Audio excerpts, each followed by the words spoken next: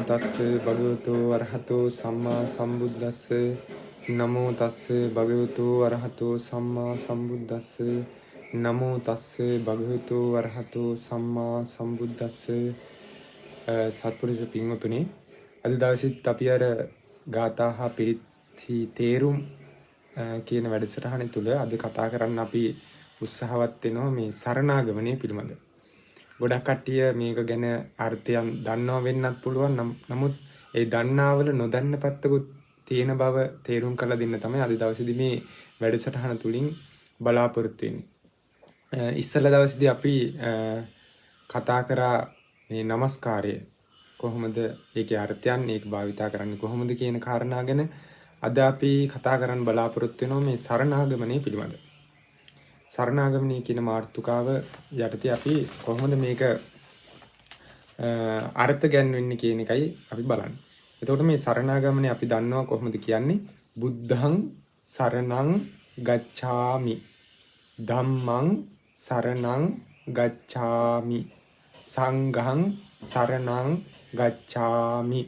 එතකොට මේ බුද්ධං දහයන්න කියනකොට මහ ප්‍රාණ දහයන්න මේ මහ ප්‍රාණ විදියට කියනවා නම් කියනකොට අල්ලන්නේ නෙමෙයි, එතන තියෙන නිග්ගහිතයක්. අපි කියලා දී තියෙන පාඩම් වලදී, පාලි පාඩම් වලදී නිග්ගහිතය කියන්න ඕන උගුරයි නහයයි ඇසුරු කරගෙන. බුද්ධං කියන මේ නහය පොඩ්ඩක් වැහෙනවා වගේ වෙන්න ඕන. ඊට පස්සේ මේ ගච්ඡාමි නෙමෙයි ගච්ඡාමි, ඡා. එතකොට මේ මහ ප්‍රාණ ඡයන්න තමයි දෙවිනියට එන්නේ. එතකොට ඒක හරියට කියවන්න ඕන. එතකොට ඉතින් මේ සරණාගමනය කියන්නේ ඊටාම වැදගත් දෙයක්. බුදුන් දහම් සංඝුන් සරණ යනවා කියන එක. මේ සරණාගමනය නිදාණය ගත්තහම මූලික උනේ මොකක් නිසාද කියලා අපි පොඩ්ඩක් කතා කරමු. ඒ තමයි මේ සරණාගමනය පනවන්න හේතුව බුදුන් වහන්සේ බුදු වෙලා පෙතම රහතන් වහන්සේලා 61 නමක් ලෝකෙට බිහි වුණානේ, බුදුන් වහන්සේ ඇතුළු. එතකොට මේ 61 නමව ධර්ම ප්‍රචාරයට පිටත් කරලා ඇරියා. චරිත බික්කවේ චාරිකම් බහුජන හිතාය බහුජන සුඛාය අත්තා හිතාය දේව මනුස්සානං කියලා බුදුන් වහන්සේ මේ ලෝකයාට හිතසුව පිණිස ධර්මය ගිහිල්ලා ප්‍රචාරය කරන්න කියලා පිටත් කරලා ඇරියා. ඒ වෙලෙදි ඉතින් මේ තෙරුන් වහන්සේලාගෙන් ධර්මය අහන පිරිස පැවිදි වෙන්න බොහොම කැමැත්තක් ඇති වුණා. ඒ කැමැත්ත ඇති වුණ අවස්ථාවේදී උන්වහන්සේලාව පැවිදි කරන්න බුදුන් වහන්සේ ගාවටම අරන් යන්න ඕන මුලින්. ඊට පස්සේ කාලෙදි මේක නිතර මේ පිරිසව අරන් ඉන්න කරදර නිසා බුදුන් වහන්සේ පැනෙව්වා මේ සරණාගමනය තුලින් මේ කට්ටියගේ පැවිද්දත් උපසම්පදාවත් සිදු කරන්න කියලා. ඉතින් හැබැයි දැන් ගත්තාම මේක විකාශනය වෙලා ඇවිල්ලා දැන් උපසම්පදාව කරන්නේ ඤත්ති චතුත්ථ කර්මයේ කියලා විශේෂ විනය කර්මයේ තුලින්. නමුත් අර පැවිදි ජීවිතයකටපත් වෙනකොට සරණාගමනය අපි සිදු කරනවා. ඒ සරණාගමනය කරලා දස්සිල් සාමදාන කිරීම තමයි සාමණේර භාවයේ ලැබෙන්නේ පැවිදි ජීවිතයක් ලැබෙනකොට. ඊට පස්සේ අපි උපාසක භාවයටපත් වෙනකොටත් මේ සරණාගමනය ඇති කරගන්න ඕන කියන එක කියනවා. ඉතින් මේ සරණාගමනයෙන් තමයි උපාසක භාවයක් අපට ලැබෙන්නේ. ඇත්තටම පංචශීලයේ සමාදන් වීමෙන් නෙමෙයි, සරණාගමනයෙන් තමයි අපේ උපාසක භාවය ඇති වෙන්නේ. උපාසක කෙනෙක් බවට පත් වෙන්නේ සරණාගමනය තුලින්. ඉතින් අපි දන්නවා මොකක් හරි පින්කමක් කරනකොට උනත් යහපත් දෙයක් කරනකොට අපි තිසරණ සරණ යනවා. ඒක බොහොම වටින දෙයක් වෙනවා. එතකොට සරණාගමනයේ බිහුනේ ඔන්න ඔය පිරිස පැවිදි කිරීම කියන තැනින් තමයි පටන් ගත්තේ. ඉතින් ඒක දැන් විකාශනය වෙලා මේ විදිහට තියෙනවා. එතකොට මේ සරණාගමනයේ හරියට කර ගැනීම ඉතාම වැදගත් වෙනවා. සාමාන්‍යයෙන් පැවිදි වෙනකොට භික්ෂුන් වහන්සේ කෙනෙක් පැවිදි වෙනකොට මේ සරණාගමනයේ හරියට කියන්න ඕන. අල්ප ප්‍රාණ, මහ ප්‍රාණ, නිග්ගහිතයන් මේවා හරියට කියන්න ඕන. නැත්තම් සරණේ පිහිටන්නේ නැහැ කියලා කියනවා. දැන් සාමාන්‍ය උපාසකෙක් විදියට සමාදන් වෙනකොට නම් ඒක එච්චරම මේ ගණන් ගන්න නැහැ. නමුත් පැවිදි වෙනකොට ඒ පැවිදි වෙන කෙනාට හරියටම කියන්න පුරුදු කරනවා.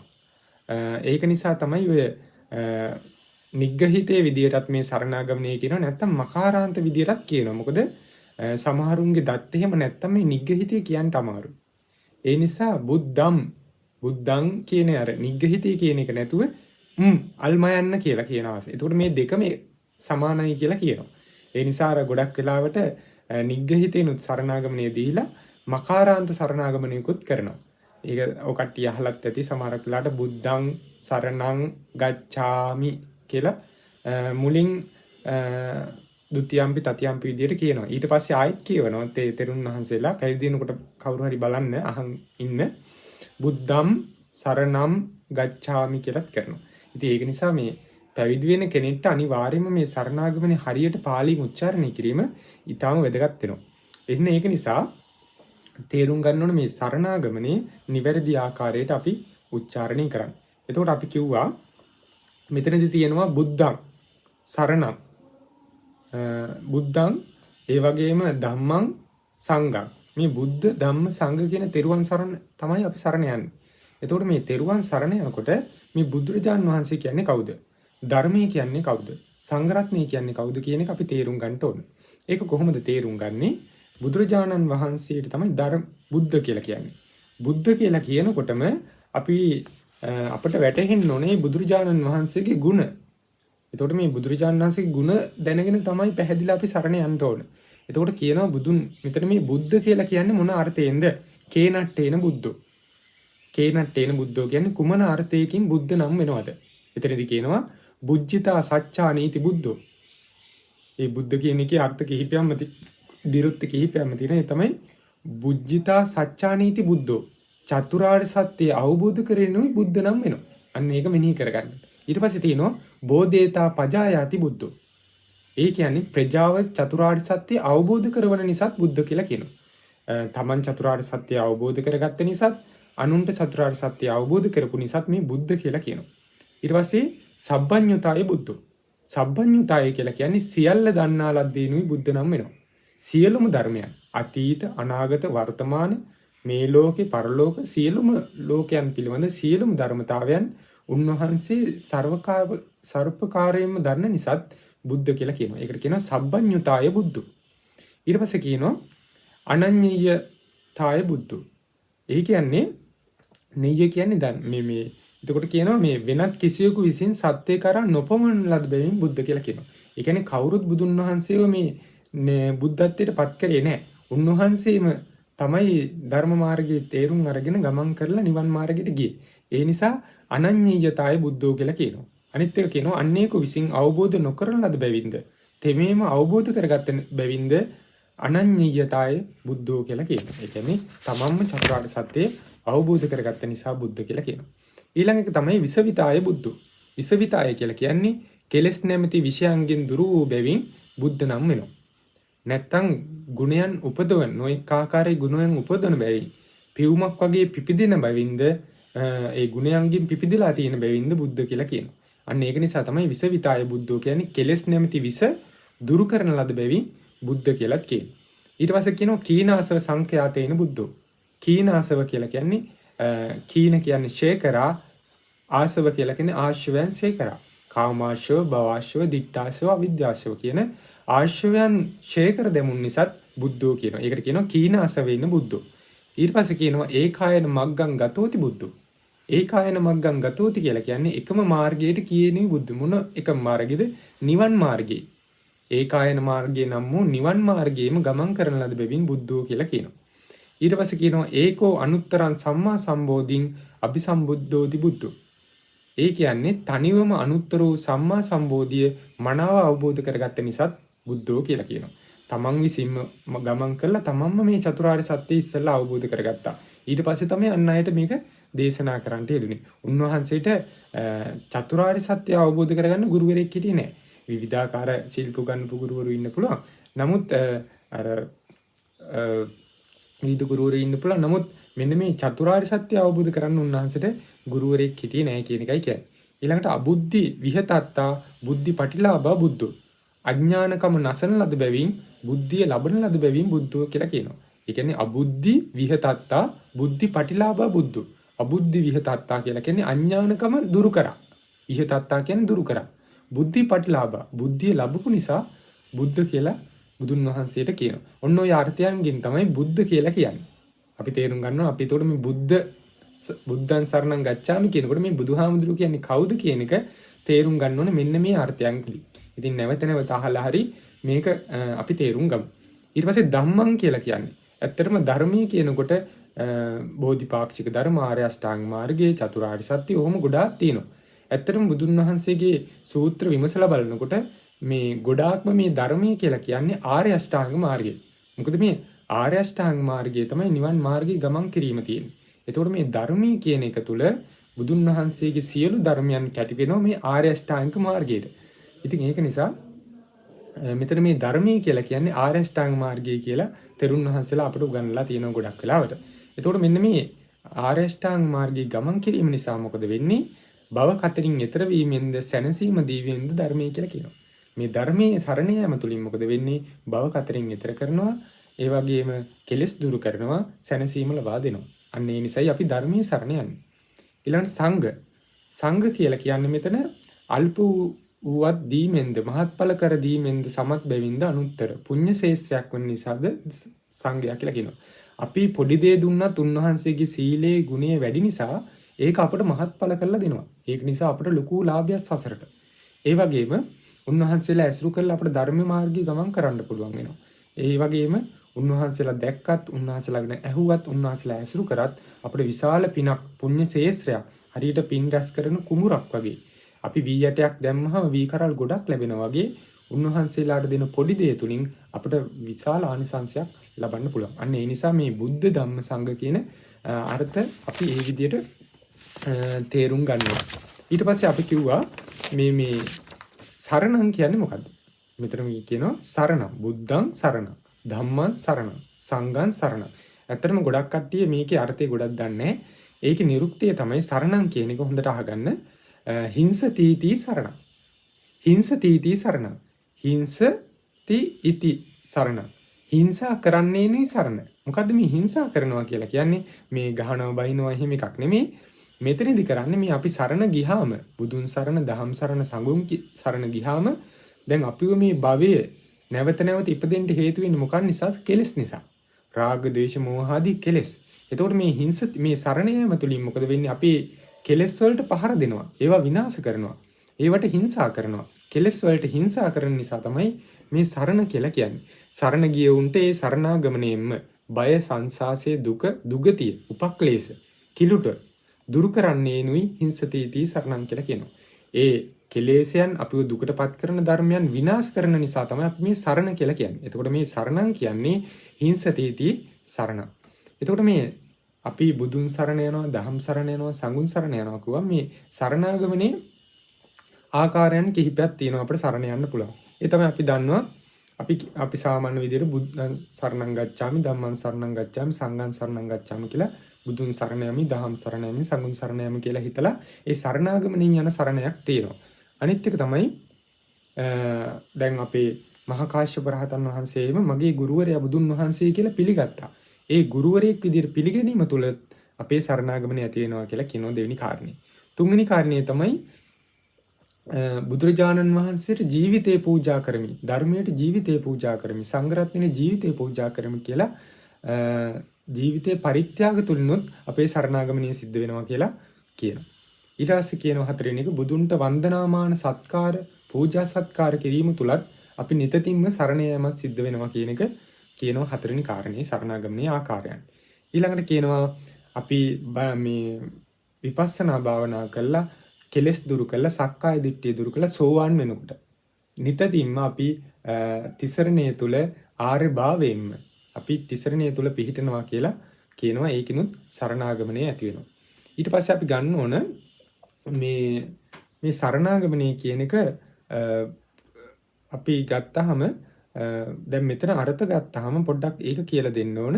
බුද්ධං සරණං ගච්ඡාමි කියලා අපි කියනවා. දැන් මෙතන මේ ගච්ඡාමි කියන්නේ මොකද්ද?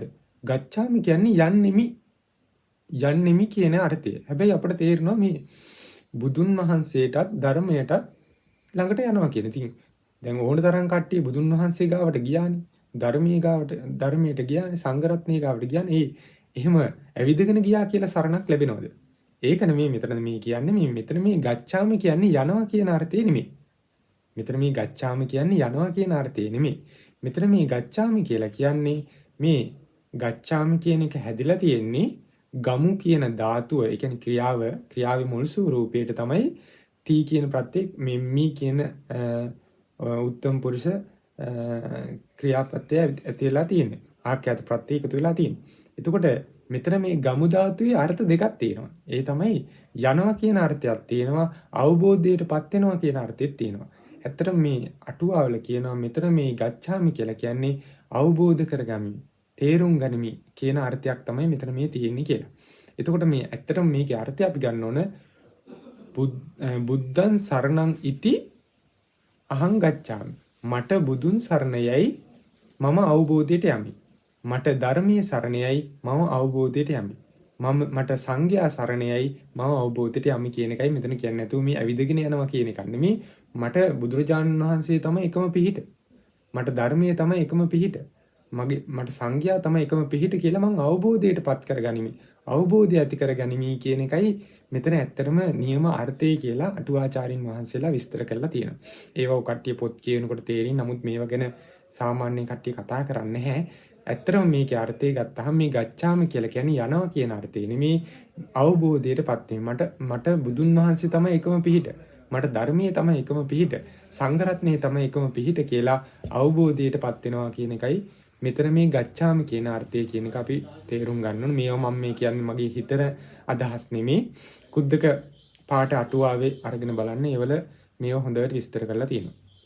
ඊට පස්සේ එතකොට මෙතන ඇත්තනම හරියටම අර්ථය එන්න ඕන බුද්ධං සරණං ඉති අහං ගච්ඡාමි. මට බුදුන් සරණ යයි මේ මම ඒ බුදුන් වහන්සේ අවබෝධ කර ඒක අවබෝධ කරගනිමි කියන අර්ථය තමයි අපි මෙතනට ඇත්තටම නියම අර්ථයක් විදිහට ගන්න ඕනේ. එතකොට අපි තේරුම් ගන්න ඕන එතකොට මේ බුදුන් වහන්සේගේ සරණ, ධර්මයේ සරණ, සංඝ රත්නයේ සරණ අපිට ඊටාම වැදගත් දෙයක් බවට පත් වෙනවා අපේ ජීවිතය තුළ. මොකද අපි සතර අපායට නියමෙන්න පුළුවන්. ඊළඟ ජීවිතේ අපි සතර අපායට යන්න පුළුවන්. ජරා ව්‍යාධි මරණයෙන් අපි ගැලවිලා නැහැ. එතකොට බුදුන් වහන්සේ කියලා කියන්නේ මේ සතර අපායේ මේ සංසාර දුකින් එතර වෙලා ඒක අවබෝධ කරගෙන දේශනා කරන උත්තමයන් වහන්සේ. එතකොට බුදුන් වහන්සේ තමයි අපට එකම පිහිට සරණක් වෙන්නේ. එතකොට ධර්මයේ තුලින් අනුගමනය තුලින් තමයි මේ දුක නැති කරන්න පුළුවන්. ඒ නිසා තමයි ධර්මයත් අපට එකම පිහිටක් වෙන්නේ. සංඝ රත්නයේ තමයි උන්වහන්සේලා මේ මාර්ගයේ ගමන් කරමින් අපට ධර්මයේ කියලා දීලා අපිව නිවැරදි මාර්ගයට යොමු කරන නිසා සංඝ රත්නයේ අපට එකම පිහිටක් වෙනවා. අන්න ඒ නිසා මේ තිසරණේ කියන එක හරියට තේරුම් අරගෙන බුදුන් කියන්නේ කවුද, ධර්මයේ කියන්නේ කවුද, සංඝ රත්නයේ කියන්නේ කවුද කියලා තේරුම් අරගෙන අපි සරණ යාම සිද්ධ කරගන්න ඕන. එතකොට මේ සරණ යාම කියන්නේ විශාල ආනිසංසයක් ලැබෙන දෙයක්.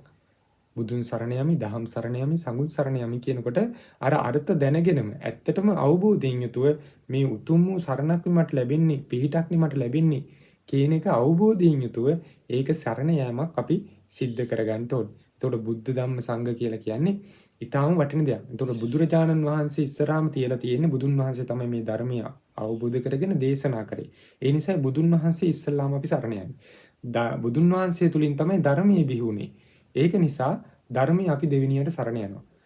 බුදුන් දහම් නිසා තමයි සංඝ රත්නයේ බිහුනේ ලෝකෙට. ඒ නිසා අපි සංඝ රත්නයේ සරණ යනවා. එතකොට මේ තිසරණේ කියන්නේ අපිට විශාල පිහිටක්, සරණක්. ඉතින් මේ සංසාර දුකෙන් ගැලවෙන්න එකම පිහිට සරණ තමයි බුදුන් දහම් සංඝුන් කියන තෙරුවන්. මොකද ජරාව, ලෙඩ දුක, මරණ දුකෙන්, සසර දුකෙන්, අපාය දුකෙන්, പ്രേත දුකෙන් නොඑක ආකාරයේ දුක් වලින් ගලවන්න අපි අම්මටවත් තාත්තටවත් කාටවත් බෑ.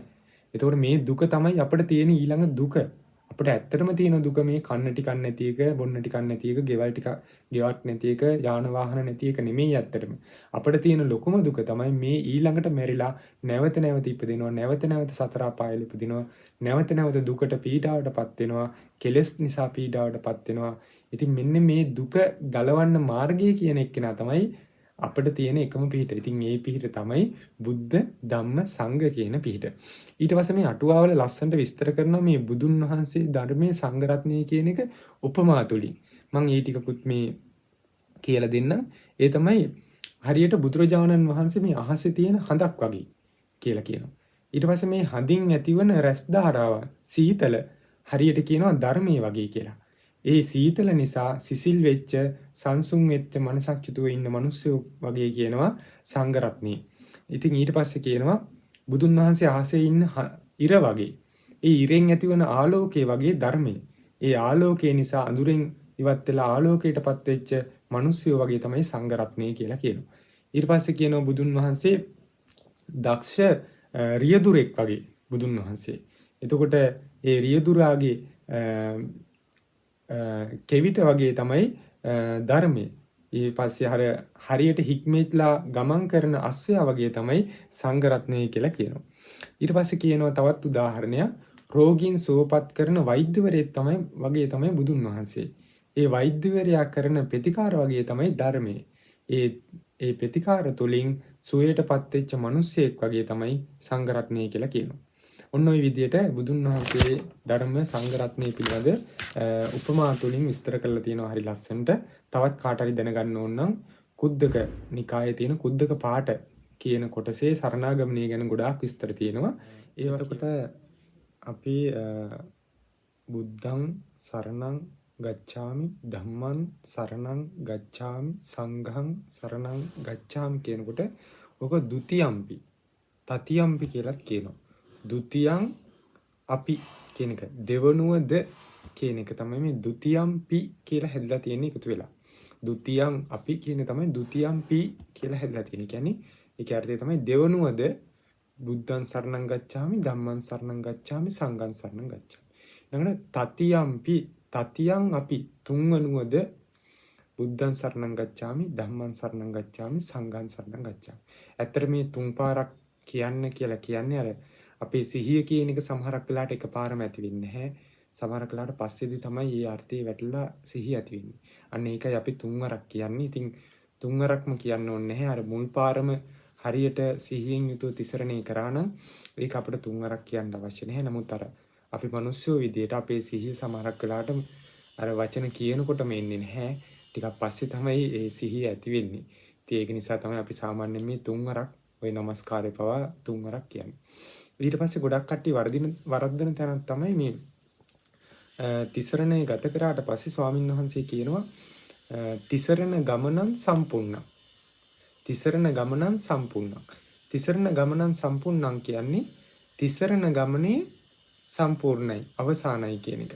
එතකොට ගොඩක් කට්ටිය උත්තරේ දෙනවා අහම් බන්තේ කියලා. ඇත්තටම අහං කියලා කියන්නේ මම කියන එක. බන්තේ කියලා කියන්නේ බන්තේ කියන්නේ ස්වාමිනී කියන එක. අහං බන්තේ කියනකොට මම ස්වාමිනී කියලා කියන්නේ. ඇත්තටම එහෙම එකක් නෙමෙයි එතන කියන්නේ. කියන්න ඕන ආම බන්තේ. ආම කියන්නේ එසේය. එසේ ස්වාමිනී කියලා අපි කියන්න ඕන. අහං කියලා කියන්නේ අහං කියන්නේ මම කියන එක. අහං කියන එක කියන්න හොඳ නැහැ. කියන්න ඕන ආම බන්තේ. එසේ ස්වාමිනී කියන එක.